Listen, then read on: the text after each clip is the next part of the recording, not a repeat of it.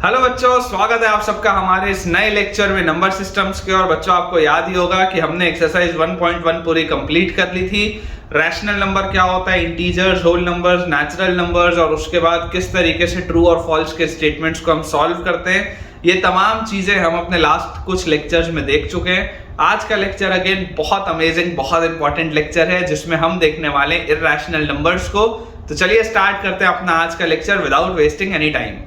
अब बच्चों, अगर हम सबसे पहले डेफिनेशन की बात करें तो मैं आपके लिए डेफिनेशन नोट करता हूं, आप मेरे साथ साथ लिखिएगा कि देखिए इर्रेशनल नंबर्स होते क्या है। सबसे पहले अपन इसे नोट कर लेते हैं और नोट करने के बाद मैं आपको डिटेल में बच्चों ये एक्सप्लेन करूंगा कि इर्रेशनल नंबर्स होते क्या है। ठीक है, तो आप हेडिंग डालेंगे इर्रेशनल नंबर्स, जो हमारे आज का टॉपिक है, और फिर आप लिखेंगे कि a number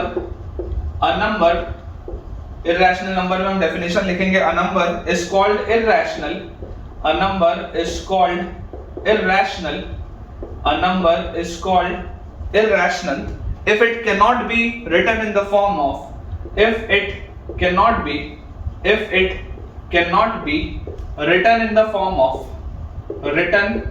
in the form of, if it cannot be written in the form of p by q, where p and q are integers, in the form of p by q, where p and q are integers, और उसके बाद लिखेंगे q is not equal to 0। सबसे पहले तो बच्चों ये आप स्टेटमेंट एक लिख सकते हैं कि इर्रेशनल नंबर्स का ये स्टेटमेंट है जो आपकी 9th की एनसीईआरटी बुक में दिया हुआ है। अब अगर मैं इसको सरल भाषा में आपको समझाने की कोशिश करूं तो आप ऐसा समझिए कि नंबर लाइन में रैशनल नंबर्स तो मौजूद होते ही हैं। ठीक है, अगर आपके पास ये नंबर एक लाइन है तो इस नंबर लाइन में रैशनल नंबर्स तो होंगे ही, इंटीजर्स तो होंगे ही। ये बात तो होगी कि यहाँ पर 0 है तो यहाँ पर कहीं पर 1 होगा, फिर 2 होगा, फिर 3 होगा। उसी तरीके से यहाँ पर कहीं पर -1 होगा, -2 होगा, एंड सो ऑन। ये सारी की सारी चीजें तो होंगी ही होंगी, लेकिन रैशनल नंबर्स के अलावा ये तो इंटीजर्स हो गए। जैसे मान लो मैं यहाँ पर हाफ लिख देता हूँ, तो हाफ एक रैशनल नंबर है जो कि आपका रियल नंबर लाइन पर एग्जिस्ट करता है ना। ये जो आपकी है, this is a real number line, this is a real number line, मतलब जितने भी रियल नंबर्स होते हैं वो सारे के सारे इस नंबर लाइन में मौजूद होते हैं। अगर हम इर्रेशनल नंबर्स की बात करें तो कुछ ऐसे नंबर्स होते हैं जिन्हें आप p by q के फॉर्म में नहीं लिख सकते। जैसे यहाँ पर लिखा हुआ है हाफ को आप देख सकते हैं, देखो ये p by q के फॉर्म में लिखा हुआ है, जहाँ पे ऊपर वाला नंबर और नीचे वाला नंबर दोनों इंटीजर्स हैं। बट इमेजिन करिए अगर मैं आपको बोलता हूँ √2, या इमेजिन करिए अगर मैं आपको बोलता हूँ √3 या √5 या √7, ये सारे नंबर्स को आप p by q के फॉर्म में नहीं लिख सकते। It is not possible.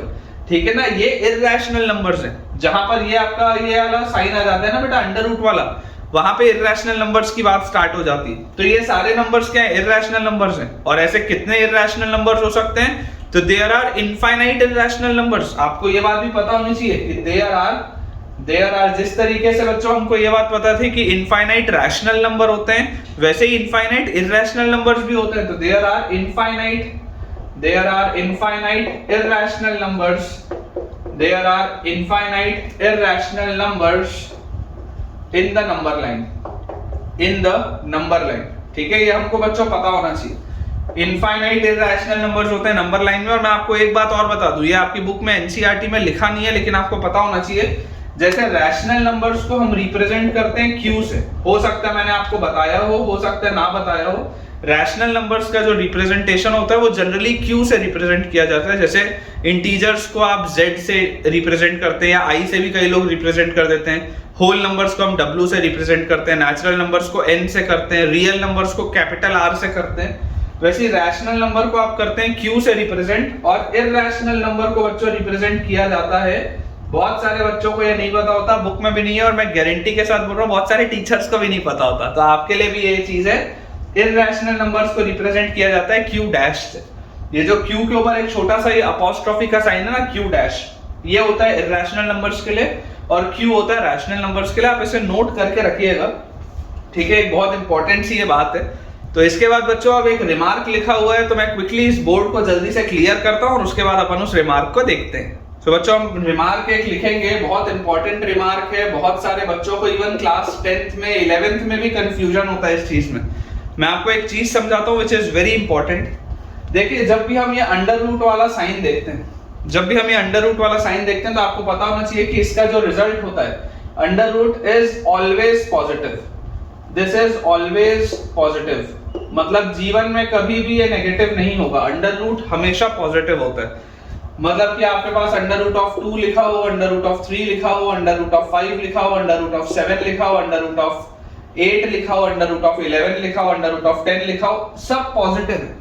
Under root की वैल्यू हमेशा पॉजिटिव होती है, सबसे पहली बात आपको ये पता होनी चाहिए। अब ये ऐसी चीज नहीं है जिसमें कंफ्यूजन होता है, कंफ्यूजन किस में होता है मैं आपको बताता हूं। इमेजिन करिए बच्चों, अगर आपके पास लिखा हुआ है अंडर रूट ऑफ 4, इमेजिन करिए अगर आपके पास बच्चों लिखा हुआ है अंडर रूट ऑफ 4, अब हमें क्या पता है कि अंडर रूट ऑफ 4 की वैल्यू तो 2 होती है, ये तो हमको पता है, इसमें तो कोई डाउट ही नहीं है।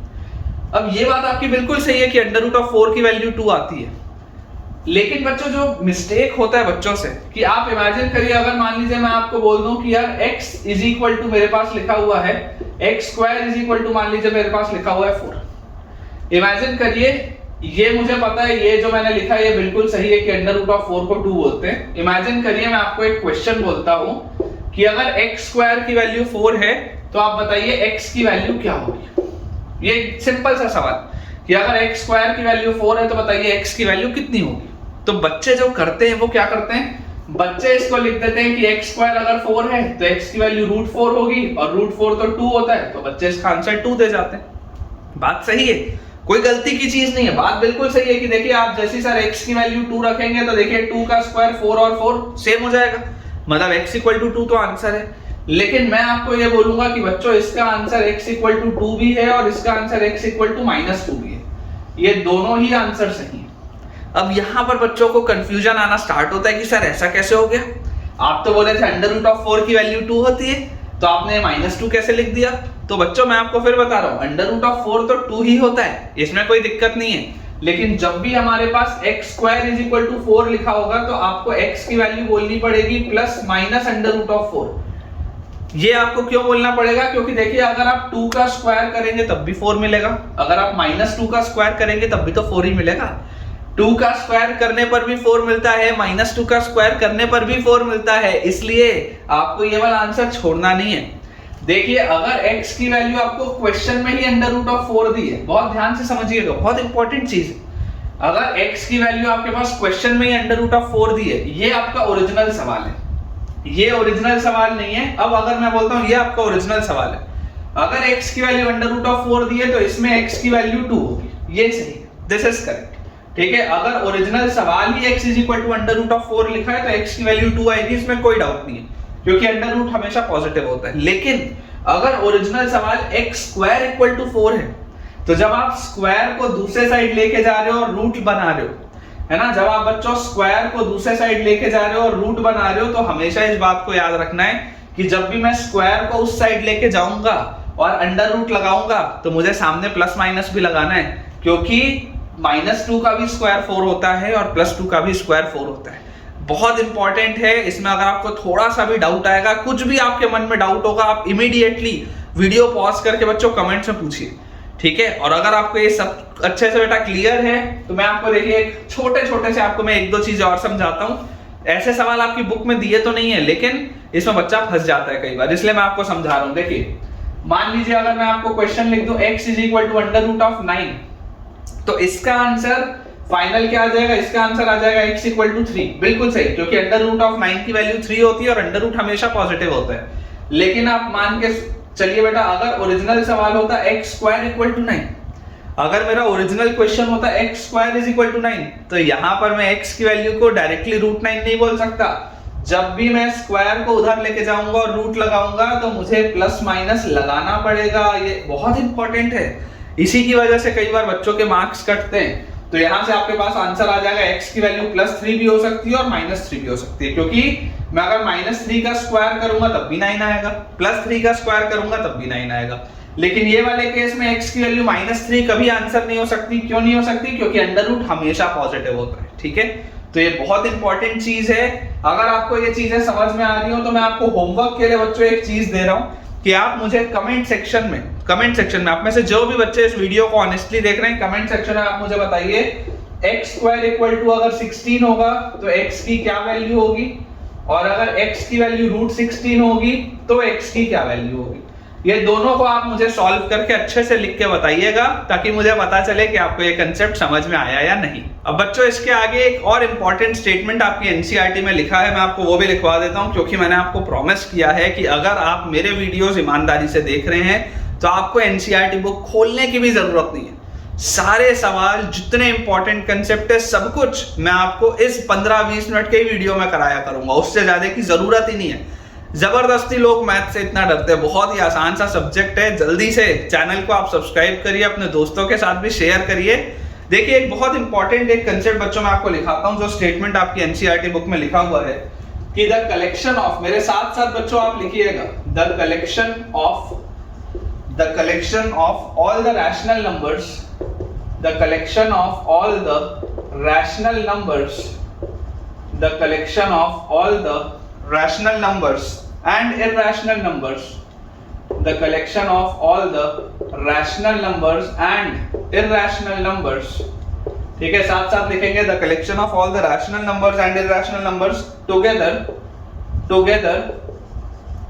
make up the real numbers, together make up the real numbers, together make up the real numbers, ठीक है। और रियल नंबर्स को रिप्रेजेंट करते हैं कैपिटल आर से, आपकी बुक में लिखा हुआ है the collection of all the rational numbers and irrational numbers together make up the real numbers. मतलब कि आप इस बात को समझिए कि जब हम रियल नंबर लाइन बोलते हैं, ठीक है, आपको बच्चों ये बात पता होनी चाहिए कि जो रियल नंबर्स हम पढ़ते हैं, जो आपके सिलेबस में है, जो इस चैप्टर का नाम भी है, तो रियल नंबर्स कौन से तरीके के होते हैं।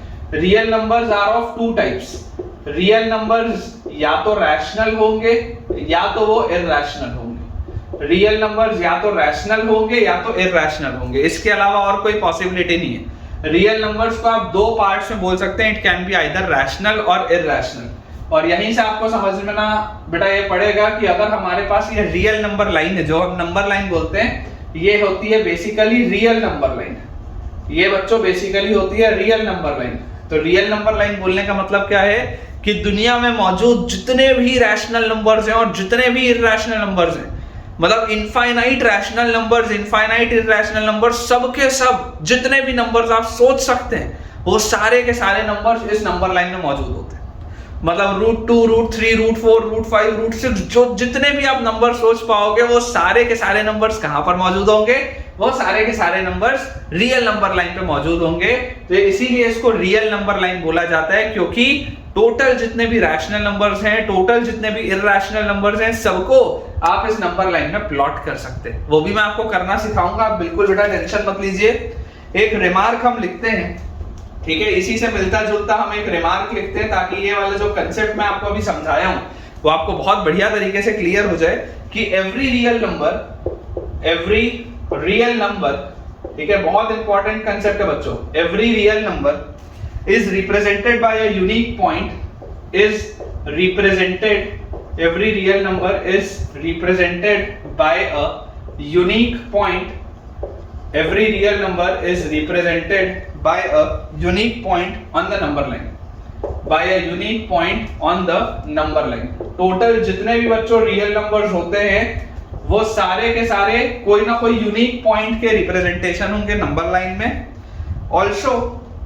ऑल्सो ये आपकी बेटा बुक में भी स्टेटमेंट लिखा हुआ है, also every point on the number line, also every point on the number line, also every point on the number line, साथ साथ लिखेंगे बच्चों, also every point on the number line represents a unique real number, represents a unique real number. इसका मतलब क्या होता है मैं आपको समझा देता हूं, represents a unique real number, ठीक है। इस स्टेटमेंट को बच्चों हम सबसे पहले तो नोट कर लें, और नोट करने के बाद इसका मीनिंग क्या होता है हम वो समझने की कोशिश करते हैं।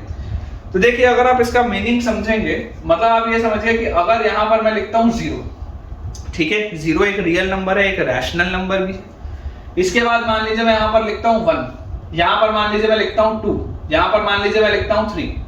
अब मुझे एक चीज पता है कि 1 और 2 दोनों ही रैशनल नंबर है, ठीक है, रैशनल है। तो दो रैशनल्स के बीच में हम टोटल और कितने रैशनल नंबर्स लिख सकते हैं, इनफाइनाइट रैशनल नंबर लिख सकते हैं।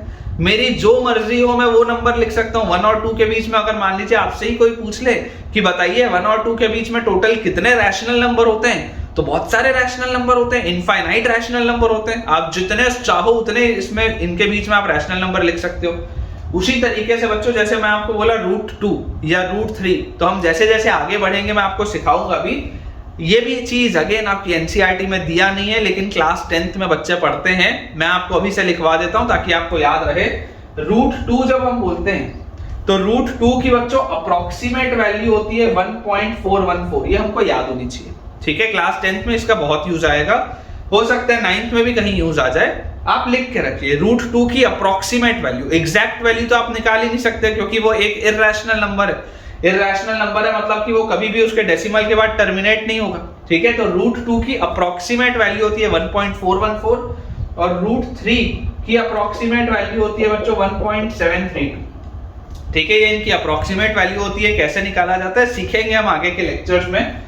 तो अब देखिए, आप इस बात को समझिए कि अगर मैं बोलता हूँ √2 और √3 लिखा हुआ है, इसे कैसे नंबर लाइन में प्लॉट करना है वो भी मैं आपको सिखाऊंगा। लेकिन मैं अंदाजे से तो ये बोल सकता हूँ कि अगर √2 1.414 होता है, √3 1.732 होता है, तो 100% 1 और 2 के बीच में कहीं पर यहाँ पर √2 होगा और कहीं पर यहाँ पर √3 होगा। ये बात 100% श्योर है। मुझे दिखाई दे रहा है √2 छोटा है, √3 बड़ा है, मुझे दिखाई दे रहा है, लेकिन दोनों ही 1 और 2 के बीच में होंगे। ये बात 100% श्योर है। मतलब आपको ये पता होना चाहिए कि देखिए ये है तो इर्रेशनल नंबर्स, √2 और √3 दोनों इर्रेशनल नंबर्स हैं, लेकिन आप इन इर्रेशनल नंबर्स को भी नंबर लाइन में प्लॉट कर सकते हैं। इसे कैसे प्लॉट करते हैं हम आगे देखेंगे, लेकिन ये बहुत इंपॉर्टेंट कंसेप्ट है। इस पे बहुत एम्फसाइज अपने को करने की जरूरत है कि आप नंबर लाइन में सारे रैशनल नंबर, सारे इर्रेशनल नंबर्स को प्लॉट कर सकते हैं। वही बेटा मैंने यहाँ पे आपको करके दिखाया है, ठीक है बच्चों। विद दिस हम अपने आज के छोटे से लेक्चर के एंड पे पहुंच चुके हैं। बहुत इंपॉर्टेंट लेक्चर था। मुझे पूरी उम्मीद है कि इर्रेशनल नंबर्स क्या होते हैं उसकी एक फील आपको आज के लेक्चर में आई होगी। जो हमारा नेक्स्ट लेक्चर होगा उसमें हम देखेंगे कि इन इर्रेशनल नंबर्स को हम किस तरीके से नंबर लाइन में प्लॉट करते हैं। इन्हें प्लॉट करने के लिए जो कंस्ट्रक्शन करना होता है उस मेथड का नाम होता है स्क्वायर रूट स्पाइरल। हो सकता है आपने पढ़ा हो अभी अपने स्कूल में, हो सकता है ना भी पढ़ा हो, कोई दिक्कत की बात नहीं है। मिलेंगे आपसे अगले लेक्चर में और देखेंगे कि किस तरीके से हम इर्रेशनल नंबर्स को स्क्वायर रूट स्पाइरल मेथड से नंबर लाइन में प्लॉट कर सकते हैं। अगर आपको आज का लेक्चर पसंद आया हो, कुछ ना कुछ नया आपने सीखा हो, तो जल्दी से इस वीडियो को लाइक करें। अपने सारे स्कूल के, कोचिंग के और ट्यूशन के दोस्तों के साथ इस लिंक को शेयर भी करें और इस चैनल को जल्दी से सब्सक्राइब करें। Thank you.